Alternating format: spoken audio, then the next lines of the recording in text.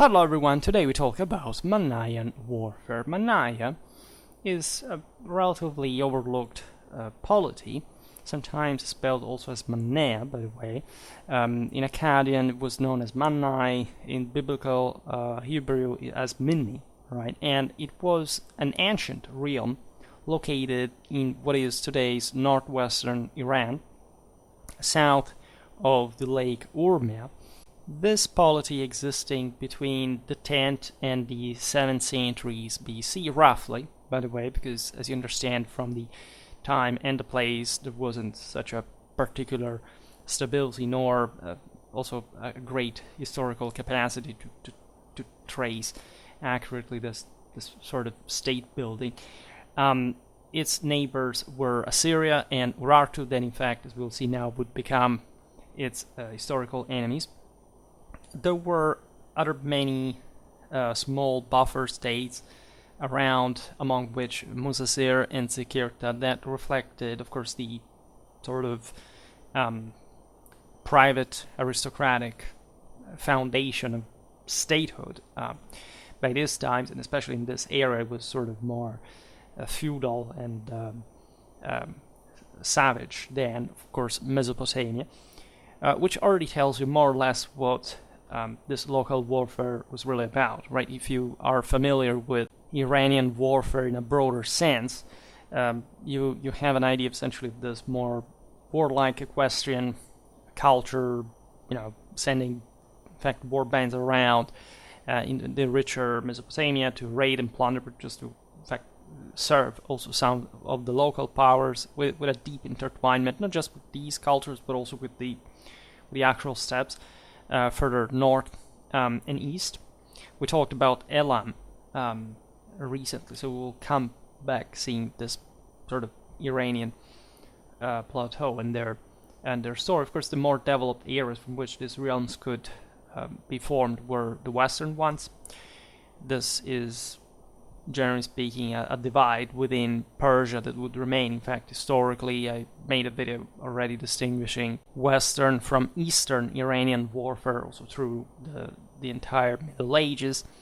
This is pretty much obvious. Also, the basis of the Achaemenid Empire would be mostly in Western Iran, and with the control actually of Mesopotamia, it was the only place which a real concentrated state of regional proportions could be further consolidated. This is true for the Parthians, the Sasanians, and more.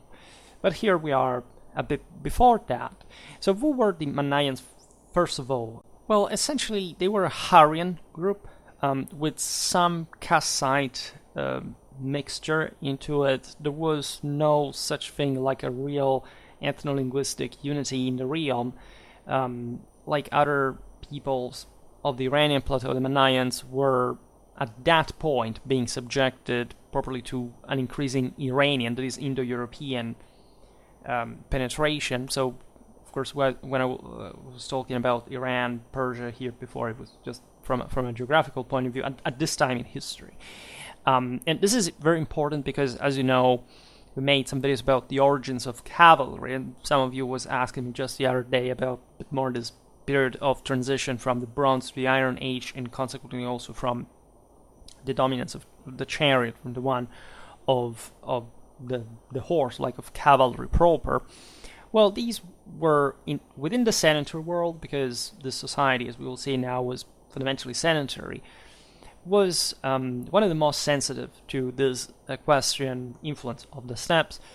We've seen the interesting blend among the Urartians. We made a video about that. We've seen how much the Scythians like to tour around. So in this feudal system, there was a lot of admixture of these various elements, with an increasingly important cavalry warfare, even though the Manayans, as we will see later, better the military details, did employ chariotry themselves. By the way, today's video is fundamentally about Manayan warriors as such. It's historical unit. One, we will concentrate in here multiple types of warriors. However, this is not intended to cover the entire Manayan warfare. We will take other videos for that. right? But speaking of ethnicity through anthroponyms and toponyms, it does seem that at this point Manaya had an important Iranian presence, at least to its mostly northeastern periphery, some sort. Of course, Indo-European elements were pretty much scattered within as well, but it's interesting to observe that some early Manayan rulers, for example Daki and Adza, were bearing old Iranian names, and this of course highlights the fact that, as for most Eurasian polities at this point, we're likely looking at a much greater, much more greatly foundational Indo-European presence, especially for the military class, for the founders, etc., than we think. I think about that video I made on the issue of what the Roman elite looked like, criticizing Metatron, where I explained this at a broader level. But in fact, the more you study these things, the more you realize it could have been the case. I believe that China, the Kind, everything under heaven was founded, possibly, like there is no proof, but it would have not been strange considering the times and places, by some Indo-European warrior. And there is a massive Iranian influence for very, very far in north eastern Eurasia. Realized that the Turco-Mongol ancestors were reduced. At that point, the peak of the Indo-European dominance of the steppes, a very narrow area after all. And this is true also for some Mesopotamian civilizations. The elites may as well have come largely from an Indo-European background, simply because this was more militarized and managed to essentially install itself, ruling on these other bigger systems by which they were absorbed. So it's not to say that they were, say, forcibly superior in absolute terms, but individually, in relative terms, they had this capacity of, really shifting the political balance that much. So when you look at the Manayans, in some part, you can see an Indo-European, even elite presence here and there, if not foundational, even in the early days. So the Manayan kingdom was a settled society, as we were saying before, that practiced thus agriculture, irrigation. They had an interesting amount of infrastructure, but they were mostly about breeding livestock, right? And the capital city was Izirtu, which was fortified. The communities had a prominent aristocracy ruling them, which, given the intrinsic limits to centralization, somewhat, of course, limited the power of the king. They were different lords, again, settled in this western Iranian plateau areas, ruling from their fortified hilltops and just reigning around, joining to the great expeditions in the more fertile crescent, and more fertile crescent, and that should be the right thing.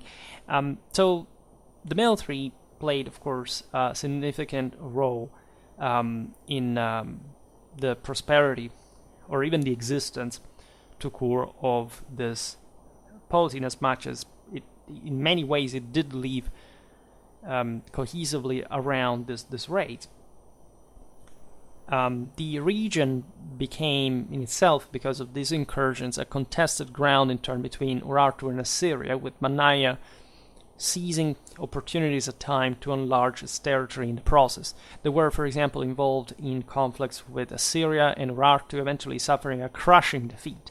In 660 BC, the Assyrians were the most powerful military in the world at the time, and as such they had the capacity just next door to crush significant enemy centers, also in this more complicated Iranian plateau, with governmentally speaking, right? And they would be able to occupy some of the local fortresses, or tearing others down.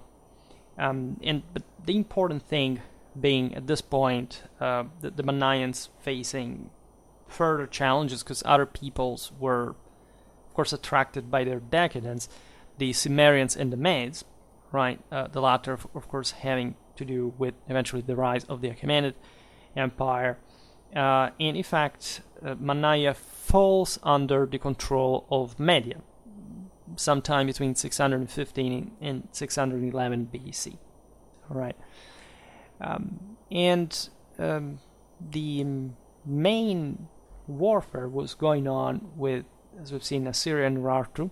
These were more predatory peoples that somehow managed, however, to install themselves in these more civilized areas and eventually exploiting them to expand further, either to raid, talking about Scythians fundamentally from the steppes, or, real empires from the Iranian plateau, but always exploiting this instability in Mesopotamia, right? The Manayan kingdom reached its height of power during the reign of Iranzu, who ruled essentially at the time of Sargon II, so it was 725, 720 BC.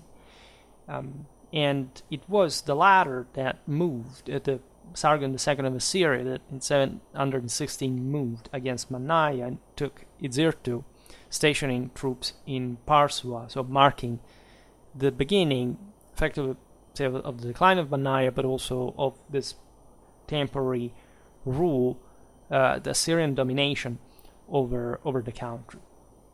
And the Manayans managed to rebel against Esarhaddon of Assyria in 676 BC, and this was aimed at interrupting the horse trade between Assyria and its colony of Parsua, because through that Manayan channel, the conquerors were able to get all this magnificent breeds that came from Central Asia for developing with their more structured assets in Mesopotamia, their cavalry, etc., a better cavalry on their own. And this rebellion, however, was ultimately unsuccessful. Manaya did continue to pay tribute to Assyria, and in 660 BCE you have also another defeat at the hand of the Assyrians, leading to an internal revolt that lasted until the death of King Asheri. And so that's when the Scythians come, right? They contributing to the further breakup of Manaya, Asheri's successor, while allied with Assyria against the Medes themselves. However, following the unraveling of the Neo-Assyrian Empire and the rise of Media as a major power in Iran, Manaya fell under the control of the latter in the aforementioned years. Right. So, quite, typical rise and fall of an area that, as you understand, was always very fluid, very, not very unstable, more than other places. Actually, this was a concentrated power in a region that otherwise did not witness much of this, and it was in particular in between important powers that, were at least based on more decisively homogeneous, coherent models, right? Or that had also just been coming at different waves and different timing and background to eventually erode its power. So this was just a premise to talk about the coordinates of Manaya. So the Manaya people, as we've seen, inhabited essentially the Iranian highlands directly to the east of Assyria, right? And that's why they were, in fact, exposed to the same Assyrian campaigns at the end of the day.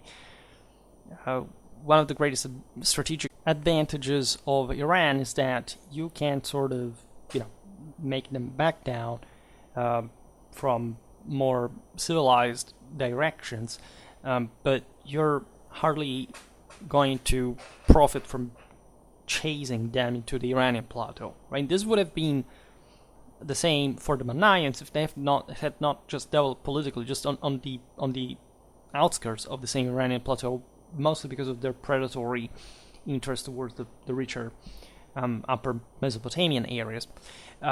So this was in part the reason I just explained why they had sort of an interesting, again, offensive capacity. But when they sort of exhausted their initial elan, they were much more exposed indirectly to actually the major power in the region, the Assyrians, that, as we've seen, even managed to conquer and occupy one of the major settlements in the highlands. So, of course, the Mashrek is characterized throughout antiquity by a lot of also mountaineer warfare, good infantries, say in this especially sort of guerrilla strategy and tactics that they usually perform. We will see some of them now from their equipment, right? So the types of warriors we will be describing now are based on the drawings on pottery dating to the 10th century BC, so at the origins of Manaya, from the archaeological finds from Asanlu that date instead to the 9th century. And especially the latter are extremely important. Asanlu is an archaeological site located in today's, in fact, northwestern Iran, which has provided significant insights into Manayan art and history. Asanlu was a major city during the Iron Age and is believed, in fact, to have been a prominent center of the same Manayans. So here, there's not a categorical, fixed, absolute, say, stereotyping what the Manayan warriors could have been. But of course, we have this interesting evidence in the very Manayan heartland, so dating to the same era, and we can't go by that. Particularly important are the ivory panels carved with representation of troops from this city. They offer a general insight on the military developments in northwestern Iran during this period, right? So here we have to go a bit comparatively using some imagination, but also like military logic more than else. This is a sanitary power, first and foremost. It is true that cavalry was, say, mounted forces in a way or another. Chariot or cavalry were prominent, but numerically speaking, the most typical Manayan warrior was a spearman, right? Even calling him warrior is perhaps not excessively correct, given that more or less these guys were agriculturers. They had war bands, of course, that would have spearmen that would have actually favored mounted warfare. But of course, let's say that the local levy would be obviously not the spearmen, the most basic standard, wearing some sort of textile body armor, right? These peasants were definitely not living in luxury, but they had some income. As we've seen, there was an important trade activity in these centers intercontinentally. So there was some wealth in this area. This is also the basis on which a kingdom, and not just a series of lords scattered around, could rise in the first place. So textile body armor, potted armor in other words, and as a further protection, a wicker shield, usually painted with whichever distinctive device for the local clan and mythology, etc., was concerned. Cavalry is around, as we've seen. The Assyrians conquer part of Manaya exactly for getting their hands on the routes that allow them to import horses without paying at all. I mean, these horses would have, of course, come into Mesopotamia anyway, right? And the Assyrians had plenty of auxiliaries also from the steppes. But the Manayan horse could be, at least in the sort of richer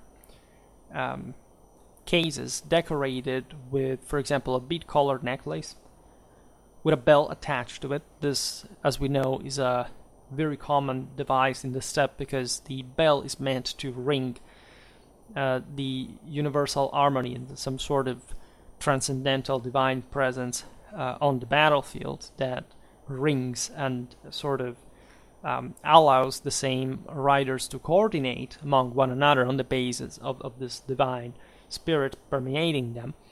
Naturally, when the horse is down, the bell doesn't ring. That's a quite strong meaning of the transcendental importance that just the manifestation of sound was among these cultures, which would remain. That the area would develop, particularly in terms of military music, and mostly starting from cavalry and the necessity of their coordination, something that was sort of more complicated than, say, the more compact infantry armies in a sedentary context.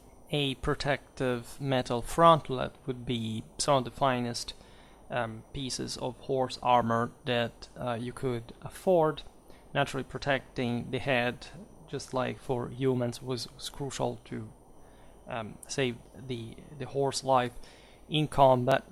This is not a chamfram, it's literally like a frontlet. There wasn't so much metal available, but here, like the Manayan aristocracy, of course, was the most affluent. They would have probably, in some cases, consistently heavier armor altogether, but overall, like systemically, they still could not afford more than this. Let's remember that we are, especially looking at this evidence at the beginning of the Manayan period, at the very early stage of proper cavalry development, like as an effective arm. We'll talk about the chariots in a while, but of course it was there, and again, these peoples were some of the most inclined in the senator world in the development of such arm.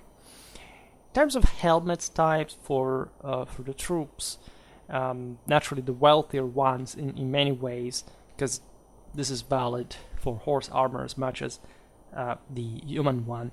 There is definitely a great Urartian influence. Design, again, the Urartians were located northwest. They were a great power. They were also a bit like the middleman of this between the steppe and, say, civilization, and as such they were actually a sort of feudal, or say, feudally evolving realm that had a lot in common with the southern powers of the Assyrians, but also receiving a lot of input from peoples like the Cimmerians beyond the Caucasus, right? So this was the major, say, culture, say, the most similar to the Manayans in terms of military development in the area. There are, again, infantrymen depicted on the Hasan ivories. Here actually couldn't provide you with the originals because they're copyrighted. Paradoxically, I can use some AI imagery that I modeled after some sketches that I took care of modifying further to be actually more acceptable. But say the distinctive headgear worn by the troops of this period perhaps is the crown of folded textile. So you understand, actually pretty soft type of helmet, held on by a chin strap though, and even with a studded neck guard. Of course, it was the same design for metal helmets, but of course the majority of troops would have had something cheaper, so some padded armor was included for the head protection as well.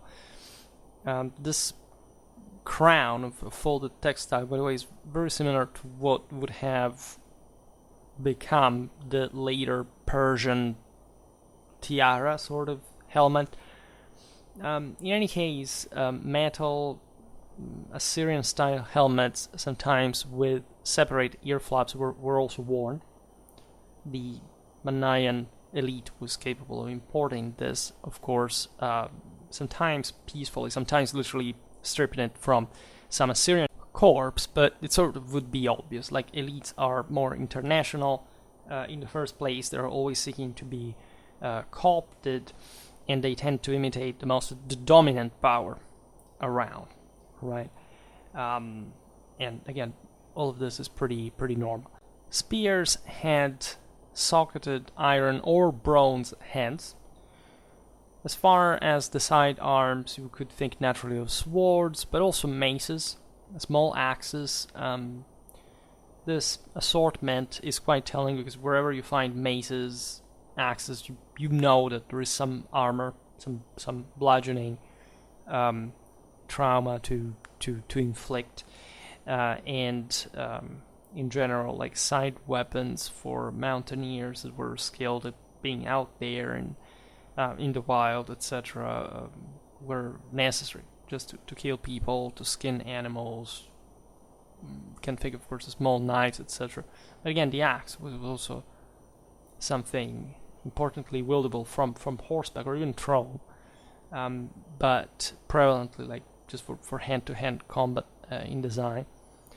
Shields were fairly small, right?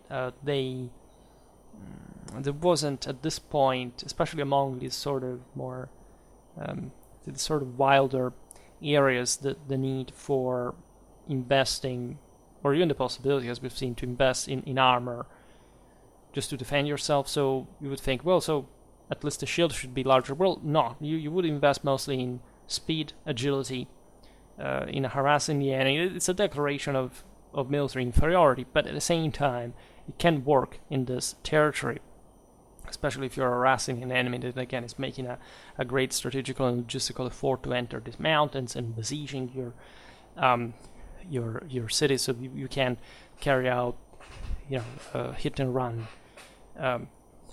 tactics to wear them out, straining their logistical lines, say ravaging their supplies at Similia. And again, a small round shield is what just the average Manayan fighter would have had. By the way, from the available evidence, it seems that these small shields were also slightly convex, which actually would speak of a more pronounced individual capacity, like a guy that didn't just have to shield himself from something, but literally going into the fray even with this light equipment. This is further reinforced as an idea by the presence of a wide rim that, of course, reinforced the shield structure itself and unitly had to parry blows that were thus in hand-to-hand combat frequent. Again, this is a sedentary society, so in a way or another, is they can have skirmishers, they can again carry out those hit and run tactics, but they are also engaging to hand combat, and with some smashing capacity. You see, if these guys had just been, again, they could be equal. They would arms and armor are designed primarily against the most common type of enemy that you're fighting against, which is yourself, right? Your same people, the same, in this case, aristocrats and levies, they will clash against one another. The fact that there is a reinforced rim in a fairly poor and sort of fairly lightly armored context still suggests that it was a great punching capacity. It was a way to compensate with force what you lacked by protection. Naturally, this shield was nothing impressive in terms of solidity anyhow, like just the design. It's not just a flat shield, it's again a complex rimmed one. They were probably made either of leather and or wood, right? And unfortunately, we do not have any archaeological example surviving, but we can sort of guess this from the iconography. The shields, in fact, are also shown on the ivories. They are used by the enemy troops, however, which are otherwise in this Manayan art completely naked. So this is a very stylized representation of something that was surely in combat a bit more complex, especially padded armor was surely more frequent than we think. The general, again, not even the enemies, the auxiliaries, for example, the Assyrians would send in were particularly armored. But it's important that the Manayans considered these enemies, of course coming more from the civilizational side of the isle, to be heavier in some ways, and maybe using shields because, I don't know, here they were symbolizing the fact that they were cowards. ideologically they needed protection, while the true naked warrior didn't really need, but spiritual power fundamentally would be immediately transferred into reality, the physical one. The Asainlu ivories also show different varieties of archers, which is interesting because this varies on the basis of look mostly. And there is some stylistic difference that we have to try to make sense of. Some of them, for example, have curly hair. Others have straight ones. Some wear turbans. Others wear studded fillets. There is some prevalence of a general model, but this divide is fascinating. One could think like it's just an hypothesis, nothing proven, but this thing of the curly and straight hair having something to do with the divide between the sort of Indo-European and pre-Indo-European element there. These other clothes and styles do not seem to be particularly meaningful from a military point of view, because they're just archers, right? Doesn't matter how important archery was at this point. It's still light infantry, right? And as such, there isn't much that it can do. They're light troops anyway. These archers are often shown shooting from a kneeling position, the ivories. This could have to do with some sort of important, drill or standardized, say, formations or tactics that the Manayans like to develop, to have available among their troops. This would have been some sort of retinues. At a point, there would be plenty of levies using especially these poorer weapons. But when you realize that the quivers are of bronze, and also bronze or iron arrowheads were used, you realize that these are not only like poor weapons used by people who at least were getting them from just their own private background, right? Remember that especially Asia has a thing for bows that the West doesn't quite know as much as for the sword, and so these guys may have had some, like in the Manayan mentality, some sort of complementary role that would have not been showed in another culture, maybe because of the steppe influence of horse archery. Maybe just, again, these are lighter troops in general. The Assyrians, say, were much heavier, but they had their archery. We talked about them, are quite famous, that there was a prominent role of archery in Assyrian armies, numerically, but also complementary to the combined armed tactics. The indicator here is that this could have been, again, some lordly retinues drilled to perform like the best assistance possible to cavalry and the rest of infantry. And there was some important siege warfare within the Manayan territory, so these surely did not have a very different role from the one of Assyrian archers in a broader sense. Cavalry does appear on the Asainlu ivories as well. They were tunics. They have the aforementioned type of crown or folded textile headgear. There is chariotry too, represented on the ivories, and of course at this point chariotry was still prevalent. The finest Manayan forces were constituted by their heroes, chariot crews. Only the large estate owners could afford, so probably the higher nobility, chariots, and especially the enormous amount of resources needed to maintain them, fix them, but also just training together with the horses and all.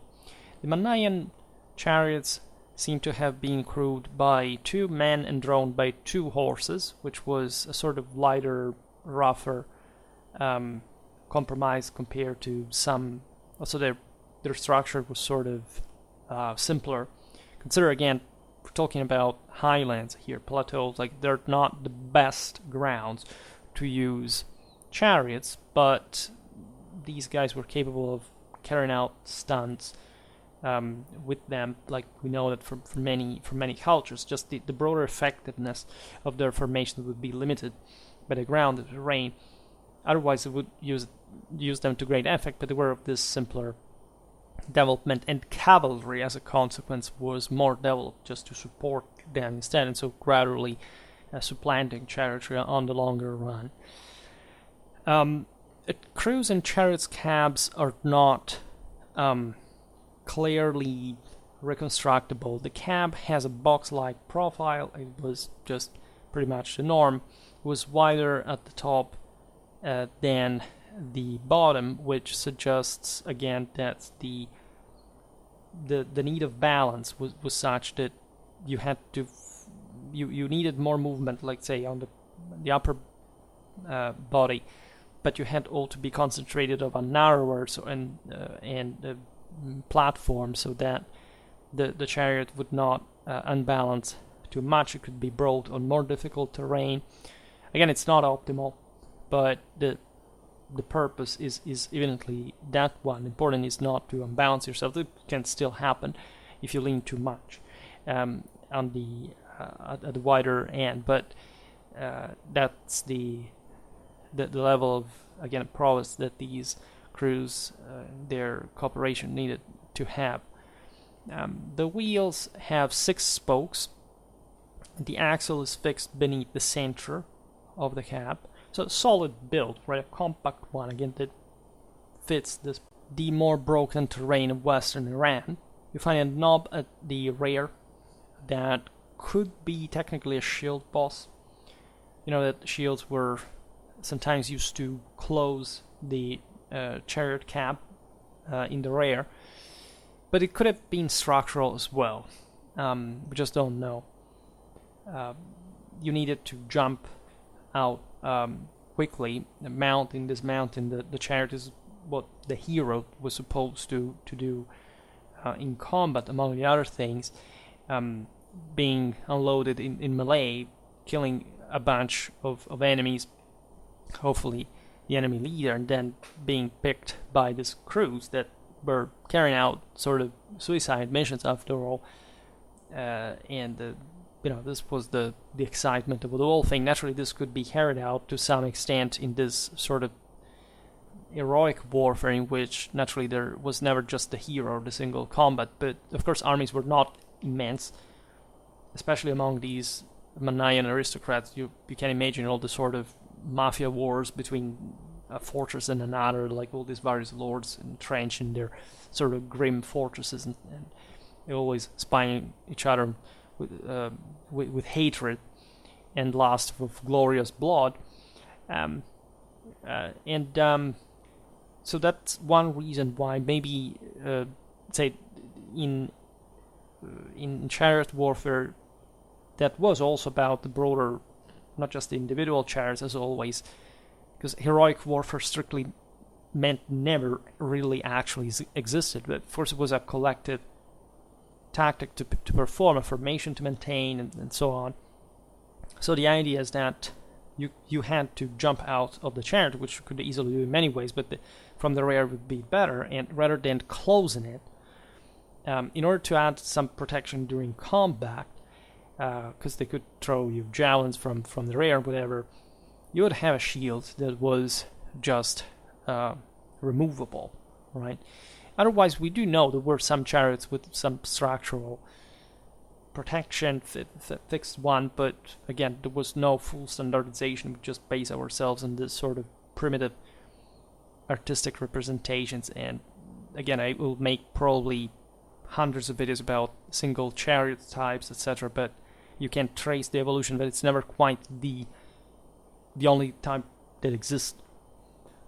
We have cross quivers mounted on the side of the cab, as well, removable and quite handy because they were just used to shoot, of course, with a bow from the cab, which is fascinating because if there are two guys only in the cab, that, as we've seen, is small and compact.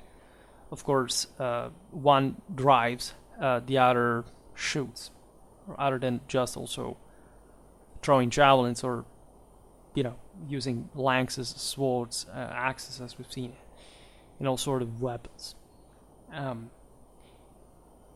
We see this is all like elite equipment, as you understand, by the way. So the guys wielding these weapons knew how to use them excellently individually. The chariot crew was thus the one of an archer and a driver. The chariot horses are similar, after all, to the Manayan cavalry in their armor we described before. They seem to have had some more distinctive outfit, like, for example, feathered crests of sorts that, of course, exemplified their divine nature, their, let's say, this force emanating from them in a very distinctive way, just like the one of the Lord that was the one who had tamed them and could harness them for chariot warfare, and so representing like the power of this guy handling these various powers of nature. There are battle scenes from Manayan art as well.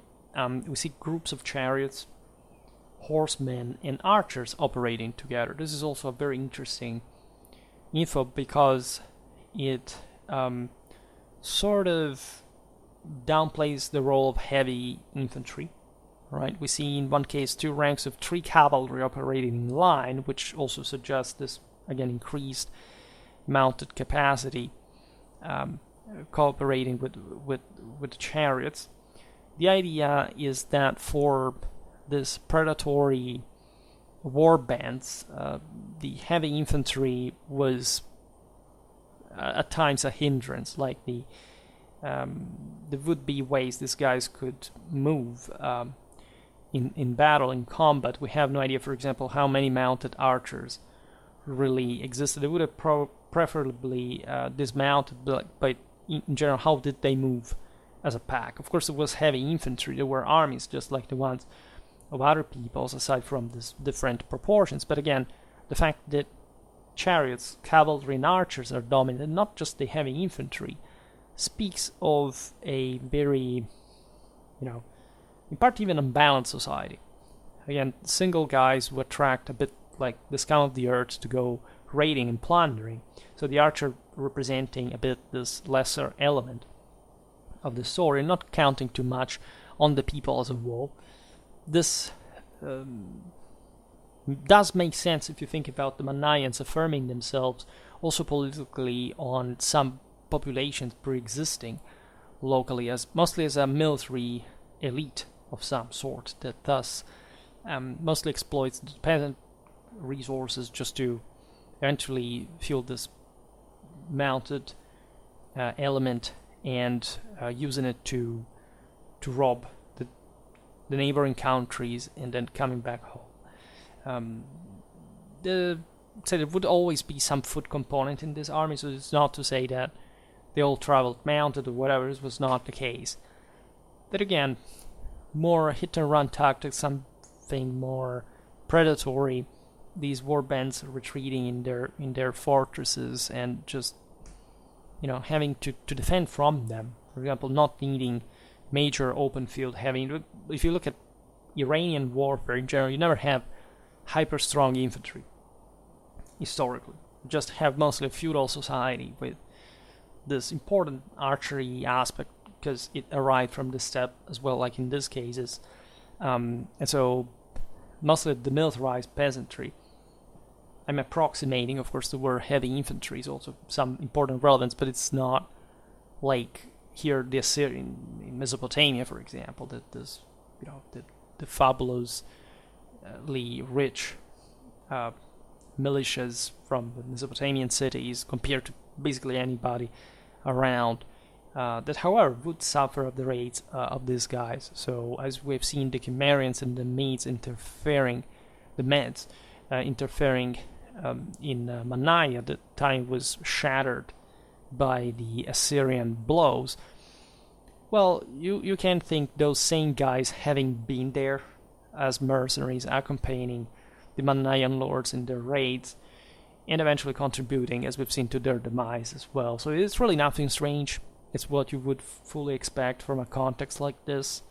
And I think this is the spirit of these peoples in many ways. I mean, they have a temporary stability due to the benefits of their position. Right? Consider Manaya has in the north the Caspian Sea, northeast, right? And then in the north you have different peoples like the Cadusi, the Utians, the Iberians. Then immediately in the northwest you have Urartu, and in the west you have Assyrian Babylon. Right? So you can immediately attack the Mesopotamia really from the northwestern Iranian mountains. In the southeast you have the Neo-Elamite kingdom. And in the east, so actually most of what the Iranian, say, plateau in a broader sense really means, until India basically, you have Iranian pastoral peoples. So this is also like this would be a recurrent theme in Iranian warfare. They have this constant supply of more or less uncivilized peoples roaming around within the same Iranian plateau, especially in the northeast, that you can simply co-opt to join for raids, and having not again particularly stable, structured military systems until at least you did occupy Mesopotamia and couldn't centralize from there, and just being able to retreat again into the Iranian plateau when things went wrong, because they did go so multiple times when fighting, say, against the Romans, etc. But always having somebody who joined the raid. So it's a sort of a nightmare. And again, Assyria is that close, they can invade, and they actually do it. They manage to destabilize, to cripple this system, but as you know, yet another Iranian power will emerge, and that's also pretty much the constant in this region's history. So this is the picture. Then you have other sort of influences that are not so pronounced, mostly from the north, from Transcaucasia, the Cimmerian tribes, right? Sure, there were contacts with the Neo-Hittites. There were, again, Urartu was the particularly relevant, sort of similar power to the Manayans in many ways. I